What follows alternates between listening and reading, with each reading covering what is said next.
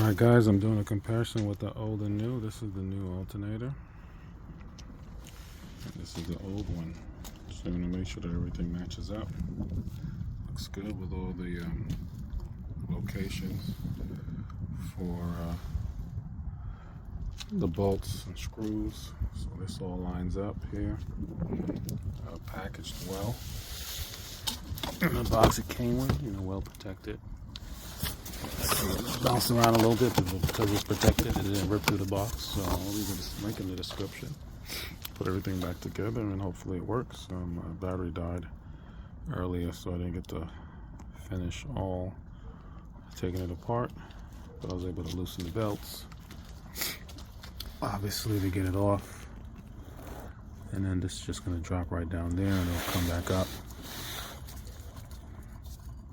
over this and go around it like that. This is bypass. This doesn't have an AC.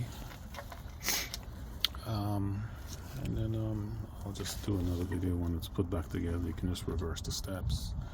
I said I had to use 11/30 seconds for this part here for the screws because the 7mm didn't work. These come with screws, so I'm gonna measure those and see what they equal to. Maybe this will be a 7mm. I'm not sure. What the other 7mm that I thought it was didn't work for these. These were 11/30 seconds. So it actually looks, see, this is a 7mm. This is much smaller. Let me go get my 7mm socket and see. Alright, so as you can see, this is a 7mm socket.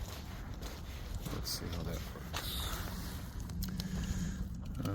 Alright, so this is perfect. So this is a 7mm. So I guess, obviously, the alternator is from 2015 when it was placed.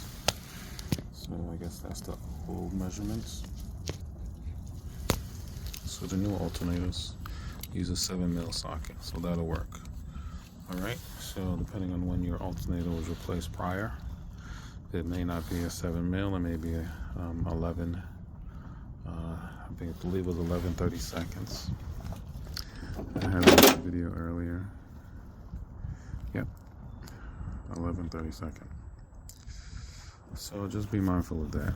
But the 7mm is for the newer alternators. Like and subscribe.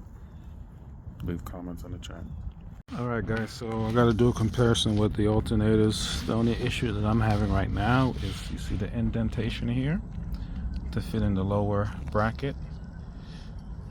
This doesn't have the indentation, so it's giving a problem, so I'm going to have to use the hammer to duplicate the indentation here.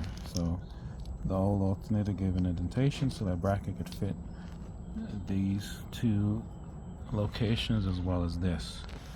This one doesn't have that, so it moved that top bracket and it bends it down some. So I'm going to have to bang in here with my hammer and duplicate this. This is just the outside housing, so it's not going to affect anything inside regarding the wire loom of the alternator. You can look inside and see that there's nothing in there. It's just a housing. It's pretty hollow under there as well. You can see in here there's nothing that's going to hit inside there. So I'm just gonna duplicate it. We bang it here, flatten it out, and you can see it's, I'm sorry, here you go. See, it's easily done with a hammer. And I know this is an air inlet, so I'm gonna just pry it open with my flat screwdriver once I bang this to kind of mirror that, which you can see already. It's pretty much the same. So I'm gonna bang it in some all the way. Very light. This is thin metal, so it doesn't take a lot of banging just to get it flat. To get under there, and you can see already it's already contouring to that position. And then I'm gonna just take the screwdriver flat and just open this up a little bit. It has more than enough air. So I'm gonna open it up with my flathead. I have a big flathead and I'll just pry it open, but I just wanted to make sure that this area is flat, so I can fit that in there. All Alright, like and subscribe. No matter what, there's always a way to get it done. Peace. Alright, I got everything lined up. Everything fits like it should.